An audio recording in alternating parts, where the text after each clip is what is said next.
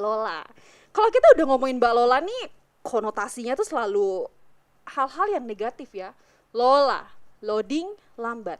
Tapi kali ini kita akan berantas konotasi-konotasi ini karena perempuan tuh nggak selalu dengan kata Lola itu. Ya, dalam acara dialog interaktif kali ini kita akan mengangkat tema pengelolaan sampah berbasis sumber. Dan kita juga sudah bersama narasumber yang luar biasa di Studio Gempol 38.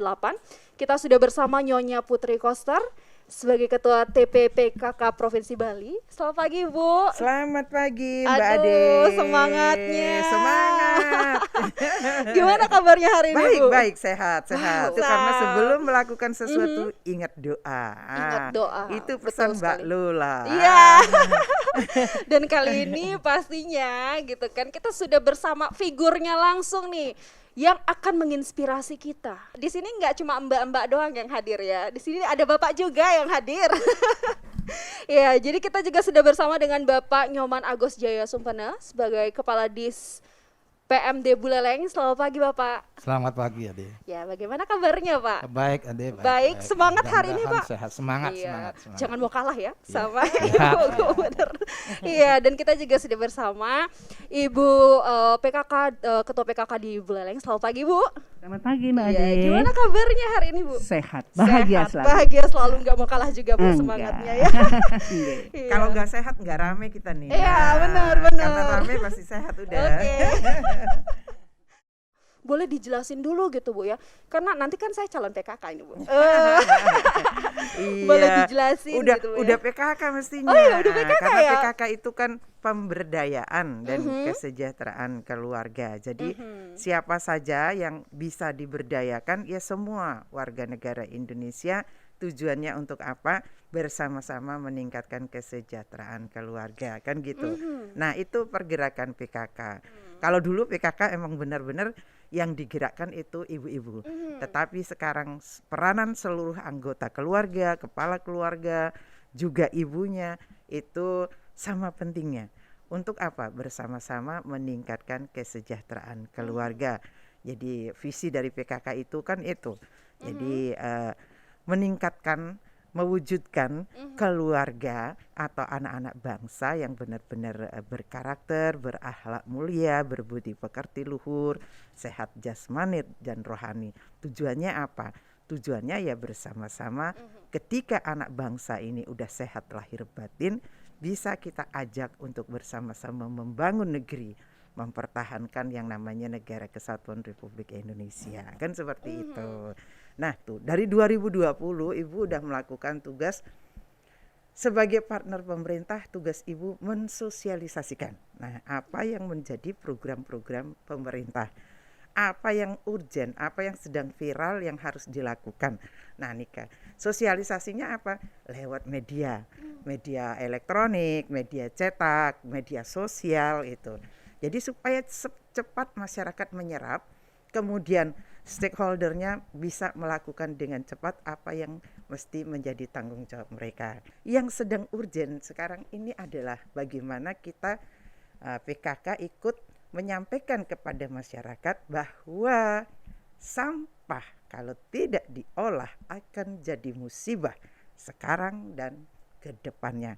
Nah, kita tidak ingin mewariskan musibah toh untuk anak cucu. Menurut Ibu sedikit keliru kita memakai sistem atau pola ketika sampah hanya dipindah.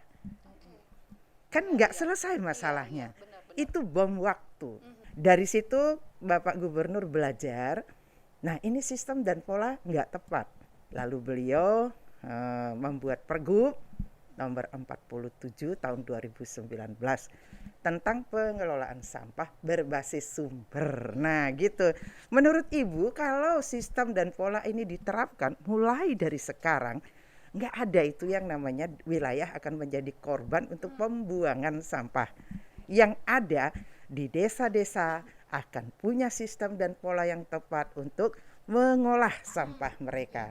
Itu TPS 3R itu tepat itu. Jadi ya, di situ diolah, bisa di recycle dia ya sebagaimana mestinya, sehingga sampah itu datangnya dari rumah tangga, misalnya dari sekolah-sekolah, dari pasar tradisional kan, dari tempat-tempat suci pura misalnya begitu, adanya di mana? Pasti ada di lingkaran satu wilayah. Karenanya kemudian dari pergub tersebut itu Bapak Gubernur tanggal 19 April kemarin sudah melaunching yang namanya Keputusan Gubernur nomor 381 2021 kan. Nah, di situ sudah jelas diarahkan yang punya tanggung jawab mengolah sampah berbasis sumber itu adalah kepala desa, Bapak Lurah, kemudian juru desa. Jadi yang ada di satu lingkaran itu bersinergi, beliau tentukan sistem, tata cara dan polanya. Di dalam pedoman itu udah ada. Jadi di keputusan gubernur itu udah ada pedomannya. Ditambah lagi kemudian ada instruksi gubernur nomor 8324 tahun 2021. Itu jelas disebutkan bahwa bupati, wali kota turut serta di dalam memfasilitasi, membimbing, memberikan pendampingan terhadap tata cara pengelolaan sampah. Sekarang tanggung jawabnya sudah jelas menurut Pergub. Peraturan gubernur, keputusan gubernur, instruksi gubernur udah jelas nih di desa. Nah, jadi motonya, jargonnya itu desaku bersih tanpa mengotori desa lain, atau desaku bukan pembuangan sampah desa lain. Nah, gitu kan? Itu. Ibu senang, ibu jadi mimpi. Andai kita semua ini guyup bahwa tanggung jawab sampah yang kita buat, kita urus sendiri, sistemnya dibuatkan oleh pemerintah, Bali akan menjadi contoh bahwa kita adalah orang-orang cerdas yang punya tanggung jawab terhadap apa yang kita perbuat, yang dengan cerdas juga menemukan solusinya. Itu kan pikirannya gitu ya. Itu gunanya kehadiran Mbak Lola. Iya. Mbak Lola selalu bilang, loh kok nggak diurus sampahnya? Lah kan udah sudah. Jadi Mbak Lola itu figur yang cerdas, ya toh? Iya, setuju.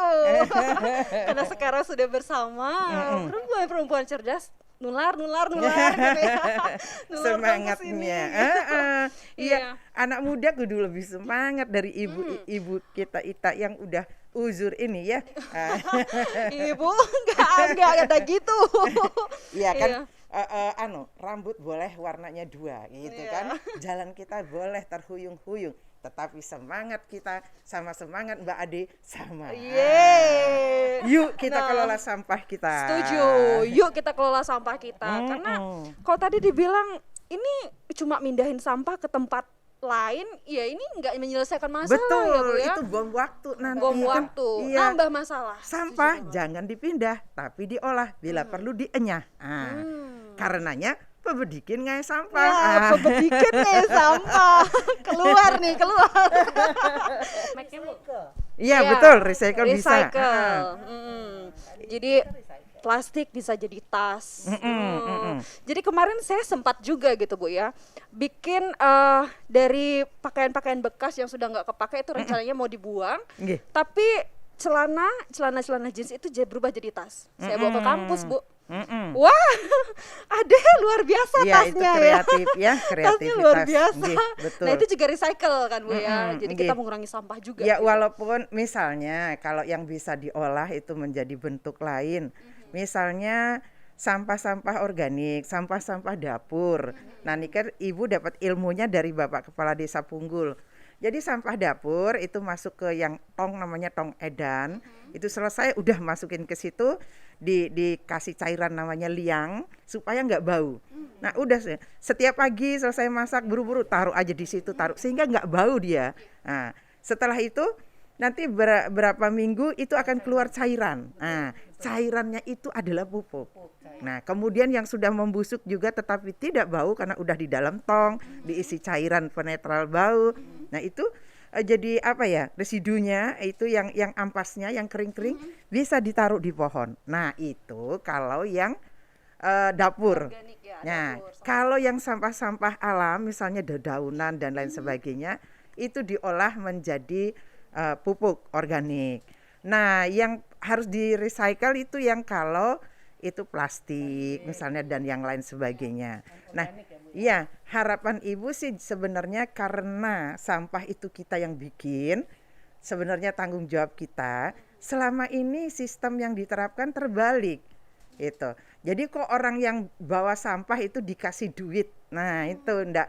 Menurut Ibu itu tidak mendidik. Justru kalau dia bawa sampah, satu kampil itu sampah anorganik, misalnya plastik, mereka harus keluarkan dana. Itu lama-lama kan mikir.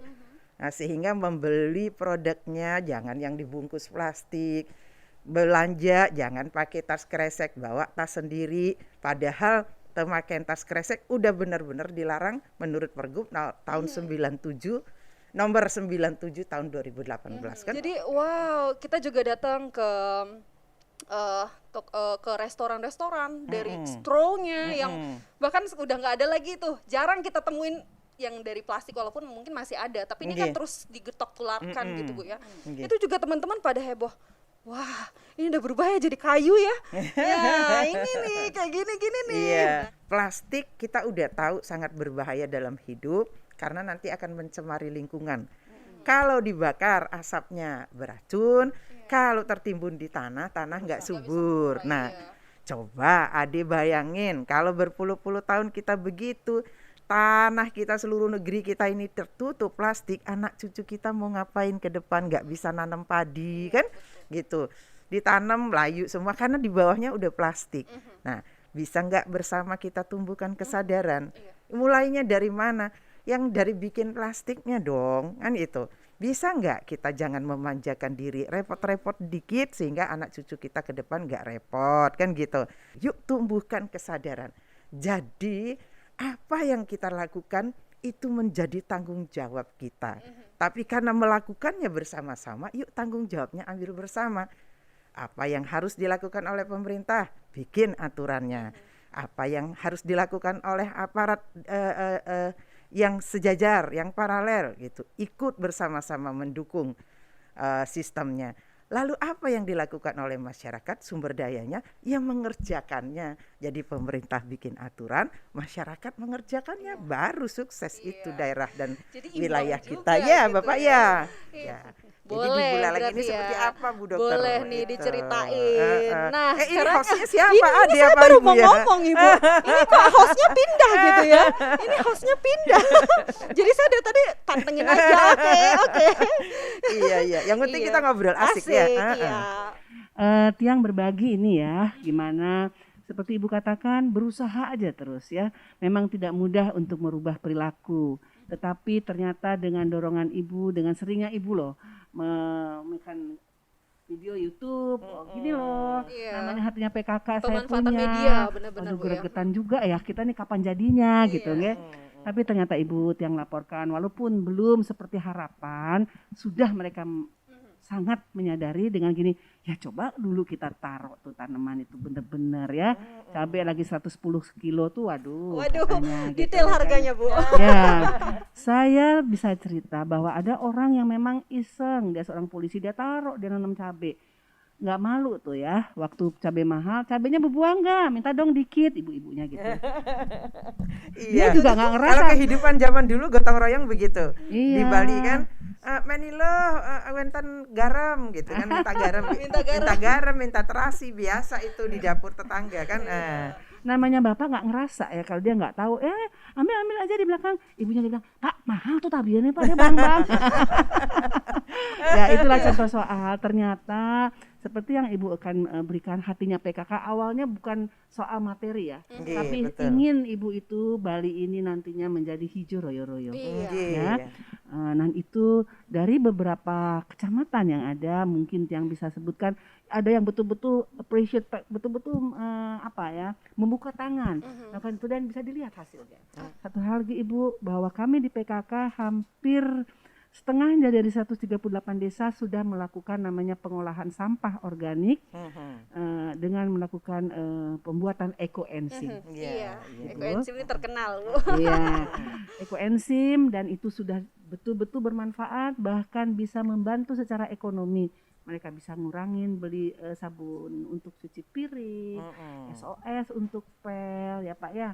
bahkan sebenarnya bisa untuk ramas, untuk gosok gigi, tapi mereka masih konotasi ekoenzim itu sampah. Padahal bukan ibu kan bahwa ekoenzim itu adalah Jadi sesuatu yang diolah, yang untuk diolah menjadi hal yang sisa bermanfaat. makanan artinya kelebihan. Kalau pas piodalan itu pasti wonten akeh buah-buahan, lebih banyak gede kutang. Sekarang tidak, itu kita olah menjadi ekoenzim. Sama-sama kita mengayuh ke satu tujuan. Nah, begitu. Nggih. Desaku bersih tanpa mengotori desa lain. Nah, Asik sekali ya asik. ngobrolnya sama Ibu, semangatnya Nggak terasa ya, membara. 1 Iya, jam nggak ya terasa sayang ya. udah 1 jam ini Bu, rasanya kurang gitu ya.